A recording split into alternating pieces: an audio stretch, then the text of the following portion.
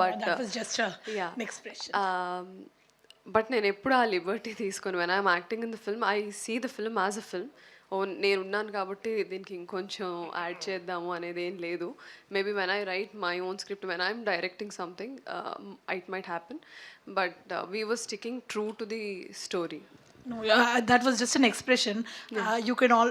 I was asking you about your role in the film. How was it going to be, and what is it going to add to the story? So it is definitely, అంటే ఖచ్చితంగా చెప్పగలిగే విషయం ఏంటంటే it's not a passing cloud, it's a pivotal role in the entire film. So director గారు, writer గారు చెప్పినట్టు, so it's a cute love story between Karthik and Aradhana. వాళ్ళ లైఫ్లో జరిగే ఈవెంట్స్, సిచ్యువేషన్స్ వల్ల పరిస్థితులు ఎలా మారాయి అన్న దాని నుంచి థ్రిల్లింగ్ అండ్ సస్పెన్స్గా వెళ్తుంది ఆ స్టోరీ, అండ్ ఆ థ్రిల్లింగ్ ఎక్స్పీరియన్స్ వస్తుంది ఆడియన్స్కి. Wonderful. Just one question for Beams, Andy. You are a great singer. You are a writer. Kani, you worked wonderfully with a young writer, and మీరు song కూడా you have given it to another music director. So that tell us about that. I mean, Hesham is also a very renowned, and I think he's one of the example where ఒక other place నుంచి వచ్చి మన దగ్గర settle అయిన, ఇందాక మీరు మాట్లాడుతున్న కాంటెక్స్లో కూడా. సో టెల్ us అబౌట్ మీరు తనతో వర్క్ చేసిన ఎక్స్పీరియన్స్, తనకెందుకు ఇచ్చారు సాంగ్? అంటే ఏం లేదండి, నాకు ఒక పాటను ఎక్స్ప్లోర్ చేయాలంటే ఒక కొత్త వాయిస్ మాత్రమే కాదు, అది ప్రజలకు నచ్చేలాగా ఉండాలనుకుంటాను. ఇప్పుడు ఒక దర్శన కావచ్చు, లేదంటే నా రోజా నువ్వే కావచ్చు, అవి వింటున్నప్పుడు నేను చిన్నప్పుడు విన్న దిల్సే పాటలు కావచ్చు, అవన్నీ వినిపించినాయి. నాకు మళ్ళీ ఒక రెహమాన్ గారి వాయిస్లా వినిపించింది. సో నాకు ఇష్టమైన పాటల్లో చాలా వాయిస్లు ఉన్నాయి. సో అలాంటి వాయిస్ మళ్ళీ చాన్నాళ్ళ తర్వాత నాకు తారసపడ్డది. నేను వెతుక్కుంటున్న ఒక వ్యక్తి తెలియకుండా ఒక ఊళ్ళో మనం కలిస్తే గబాన్లా సంతోషపడ్డట్టు నేను వెతుక్కుంటున్న వాయిస్ నాకు దొరికింది. సో మొదటి ప్రయోగం చేద్దామని చెప్పేసి నేను అడగగానే, విచిత్రం ఏంటంటే నేనంటే తనకు చాలా ఇష్టం. ఎందుకు బాస్ నేను అడగగానే ఒప్పుకున్నా అంటే, నిన్ను చూస్తే ఎట్నో ఉంటుంది, గుండె గట్టిగా కొట్టేసుకుంటుంది, నాకు చాలా ఇష్టం, ఎలా చేస్తావు నువ్వు ఈ పాటలను అడిగారు. ఎలా అంటే ప్రజల నుంచి తీసుకొని తిరిగి ప్రజలకి ఇస్తాను బాస్ అన్నాను.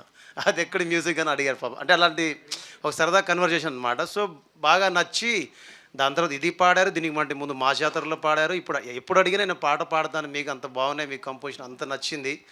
అండ్ మీరు అడిగారు కాబట్టి అని కాదు, కానీ చెప్దాం అనుకున్నాను, టైం ఉందని ఆగాను actually. But Hesham sir, love you love you love you so much. మీరు లేకుండా ఈ పాటకి ఈ స్థాయి వచ్చేది కాదు. దేవ్ రాయకుండా మీరు పాడకుండా జస్ట్ నేను కంపోజ్ చేశాను అంతే. బట్ దాన్ని మీరు తీసుకెళ్ళి ప్రజల్లో కన్ను దిలి కలను దిలి కాసేపైనా ఉంటానా, నేను పాడితే నాకే నచ్చట్లేదు, బట్ ఆయన పాడితే మీ జనానికి నచ్చింది, నాకు నచ్చింది. Thank you so much sir, and thank you అమ్మ. భీమ్స్ గారు, సార్ భీమ్స్ అని ఇక్కడే అన్నయ్య మ్యూజిక్తో బాగా బిజీ అయిపోయారు. మీరు ఇచ్చిన ప్రతి మ్యూజిక్ కూడా హిట్ అవుతుంది అన్న. సో అందరు కూడా మిమ్మల్ని కోరుకుంటున్నారు కదా, మిగతా వాళ్ళందరూ కూడా కొద్దిగా షాక్ అయిపోతున్న పరిస్థితి అవుతుంది మ్యూజిక్ డైరెక్టర్ కొంతమంది. ఓకే. సో ఈ బిజీ షెడ్యూల్ని ఎలా యూజ్ చేసుకుంటున్నారు? అంటే 25 ఏళ్ళుగా మనం ఎందుకు ఎదురు చూసాం, దేనికోసం ఎదురు చూసాం, ఎలా ముందుకు వెళ్ళాలని మనం ఎన్నో ప్రయత్నాలు చేశాం కదా. సో చాన్నాళ్ళ తర్వాత పని వచ్చింది, చాలామందికి పని దొరుకుతుంది, చాలామందికి ఫుడ్ దొరుకుతుంది, చాలామంది కుటుంబాలు బతుకుతున్నాయి, చాలామంది అవసరాలు తీరుతున్నాయి. ఆ అవసరాలని నా ద్వారా కాకుండా నా ద్వారా ఇస్తున్న ప్రొడ్యూసర్స్, డైరెక్టర్స్కి మీ థ్యాంక్స్ చెప్పాలి, నేను థ్యాంక్స్ చెప్పాలి. జస్ట్ నేను ఒక వర్కర్గానే ఉన్నాను అంతే, లైక్ లేబర్, లైక్ అలా అంతే ఉన్నాను తప్ప మ్యూజిక్ డైరెక్టర్ కూడా కాదు నేను. జస్ట్ నేను ఒక పనోడిని, నేను పని వీడు బాగా చేస్తాడని వాళ్ళు నమ్మారు, నేను పని చేస్తున్నా అంతే. ఈరోజు కూడా మీరు నమ్మరు, నేను స్టూడియో గేట్ దాటిన తర్వాత మ్యూజిక్ డైరెక్టర్ క్యారెక్టర్ వదిలేస్తాను, ఒక సైకిల్ మీదనో ఒక మామూలు బండి మీదనో వెళ్తాను. ఎందుకంటే నాకు తెలిసింది వాళ్ళతో కలిసి ఉండడం, నాకు తెలిసింది వాళ్ళకు తెలిసింది చేయడం, నాకు తెలిసింది వాళ్ళకి ఏది ఇష్టమో దాన్ని మనం తీసుకెళ్ళి సినిమా రూపంలో తీసుకెళ్ళి ఇవ్వడం అంతే. ఎవరికి కడుపు మండేటంత పని నేనేం చేయలేదు, కడుపు నింపేంత పని నాకు ఇచ్చినందుకు హీరో గారికి, నిర్మాతలకి, దర్శకులకి, ప్రతి ఒక్కరికి నేను థ్యాంక్స్ చెప్పాలి. పెద్ద పెద్ద మ్యూజిక్ డైరెక్టర్స్ అందరూ కూడా ఈవెంట్స్ చేస్తున్నారు, పెద్ద మంచి సక్సెస్ఫుల్గా చేస్తున్న, మొన్న ఏఆర్ రెహమాన్ గారు కూడా చేశారు. సో ఇలాంటిది మీద ఏమైనా ప్లానింగ్ ఏమైనా ఉందా? యా, డెఫినెట్లీ ప్లానింగ్ ఉంది. చాలామంది అడిగారు, చాలామంది అడుగుతున్నారు. బట్ నా ప్లానింగ్స్ వేరున్నాయి, నా ఆలోచనలు వేరున్నాయి. నా స్వభావానికి తగ్గట్టుగా ఎవరైనా వస్తే చేయడానికి నేను రెడీ ఉన్నాను. బట్ షో అంటే ఇదేదో కమర్షియల్గానో 10 రూపాయలు సంపాదించేసుకుందాం అనే ఉద్దేశంతో నేను చేయాలనుకోవట్లేదు. నా ఉద్దేశాన్ని నేను షో చేసినప్పుడు తప్పకుండా చెప్తాను. అది మీ అందరి ముందు ఉంచుతాను ఆ రోజు. నానిగారు నరేష్ గారు నానిగారు మీరు ఇటు సోలోగా చేస్తున్నారు, మల్టీ స్టార్ అది చేస్తున్నారు. నెక్స్ట్ మళ్ళీ ఏమైనా మల్టీ స్టార్ వచ్చే అవకాశాలు ఏమైనా ఉన్నాయా అండి? డెఫినెట్గా ఇంట్రెస్టింగ్ సబ్జెక్ట్ వస్తే డెఫినెట్గా చేస్తానంట.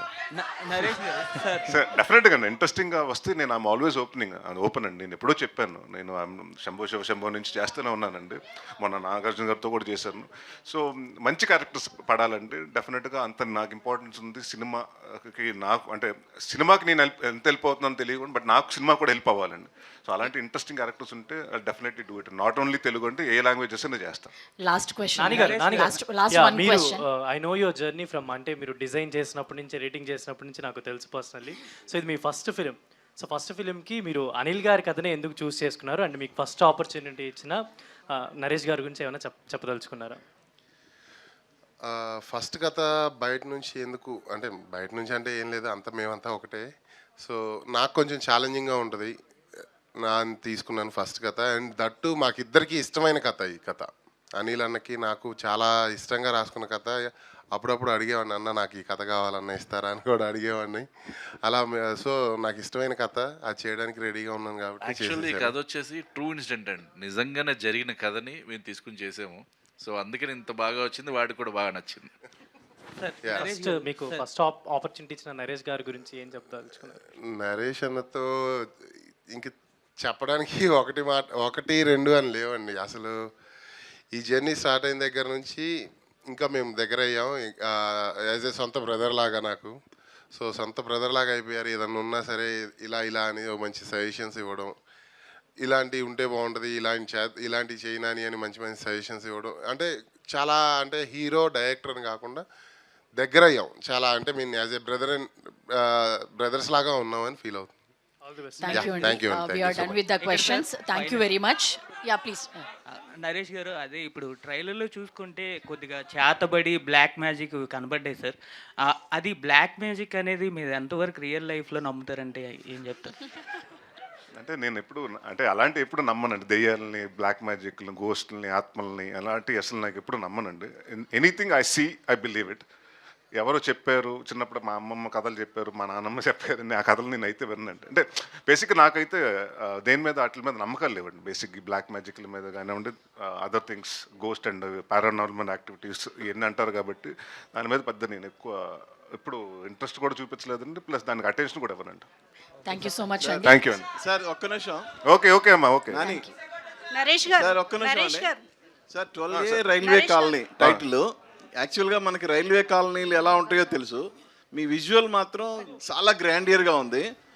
నేనేమో హిల్ స్టేషన్ ఏమో అనుకున్నాను, బట్ మీరు వరంగల్ బ్యాక్ డ్రాప్ అన్నారు. అవునండి. ఎలా సబ్జెక్ట్కి ఎలా మ్యాచ్ చేశారు? అంటే ఏం లేదండి, మేము ఫస్ట్ నుంచి అనుకున్నది ఏంటంటే ఇది ఒక కాలనీలో జరిగే కదండి. అంటే ఆయన అనిల్ గారు చెప్పినట్టు ఇది బేస్డ్ ఆన్ ట్రూ ఇన్సిడెంట్ తోటి రాసుకున్న కదండి. సో కాలనీ కావాలి మాకు. సో ఆ కాలనీని ఫస్ట్ నుంచి అనుకున్నాం. సో కాలనీ తగ్గట్టు పేరు పెడదాం అనుకున్నాం, ఏదో కాలనీ అని పెడదాం అనుకున్నాం.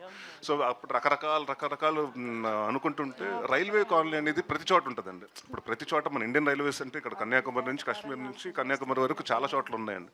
సో కాలనీస్ ఉంటే ప్రతి ఒక్కరికి ఎక్కడో తెలియకుండా రైల్వే కాలనీ దాటాలి, రైల్వేకి అంటే జనరల్గా మనం మాట్లాడుకునే వర్డ్ కాబట్టి అండి అందరికీ కనెక్ట్ అయిపోతుందండి. అది 12A రైల్వే కాలనీ పెడతాం జరిగిందండి. నరేష్ గారు, Thank you అండి. నరేష్ గారు, అమ్మా. దిస్ ఇస్ ప్రజావాణి అండి. ఓకే. 36 డేస్లో మూవీ కంప్లీట్ చేద్దాము అని చెప్పేసి మీకు చెప్పినప్పుడు మీకు ఎలా అనిపించింది? అంటే ఇప్పుడు ప్రస్తుతం ఒక సస్పెన్స్ థ్రిల్లర్ అంటే గ్రిప్పింగ్గా ఉండాలి స్క్రీన్ ప్లే. ఒక రివీల్ అయినా, సస్పెన్స్ రివీల్ అయినా కూడా జనాలు మళ్ళీ థియేటర్కి వచ్చేలా ఉండాలి. సో 36 డేస్లో ఎలా అనుకున్నారు? అంటే ముందు ప్రెప్ అండి. మేము ఆల్మోస్ట్ 1.5 month ప్రిపరేషన్స్ ఉన్నాయండి. సో ఎవరికి ఏం చేస్తున్నాం అందరికీ నాకు మొత్తం స్టోరీ మన ఏమంటారంటే పిచ్ అదే స్టోరీ బోర్డ్లోకి ఇచ్చేసారండి. ఇది మీ సీన్స్ ఇలా ఉంటుందని అందరికీ ఎవరికి ఏ ఆర్టిస్టులకు ఇచ్చేసారండి. సో ఇవాళ ఇచ్చేస్తున్నాం 5 సీన్లు చేస్తున్నాం. సో 5 సీన్లు అండి ఎలా చేస్తున్నాం, ఎలా డివైడ్ చేస్తున్నాం. 9 to 11 ఈ సీన్ అయిపోతుంది. 11 నుంచి బ్రేక్ వరకు 1 o'clock వరకు 1:30 వరకు ఈ సీన్ అయిపోవాలి. సో అలాగ అనుకుని ప్లాన్ చేసుకుని చేసిందండి. It's not one persons effort అండి. ఇప్పుడు నేను వచ్చేసి చేయమంటే చేసేస్తాను, కానీ బట్ నేను వచ్చేటప్పటికి అన్ని రెడీగా ఉండాలి and it has to be DOP ఆ సైడ్ నుంచి సపోర్ట్ ఉండాలి అండ్ డైరెక్షన్ టీమ్ సైడ్ నుంచి సపోర్ట్ ఉండాలి ఆర్ట్ డైరెక్షన్ అది ఆర్ట్ డిపార్ట్మెంట్ సపోర్ట్ ఉండాలి సో అండ్ డెఫినెట్గా అందరూ మేము అన్నట్టు చాలామంది వర్కర్స్ అంటే మీకు చెప్పాం కదా 9 to 2 అలా నాకు తెలిసి దాదాపు 15-16 రోజులు చేస్తామండి so we saved a lot of things అండి అంటే ఒకే 4 రోజులు చేయాల్సిన పని 2 రోజుల్లో చేసామండి అది.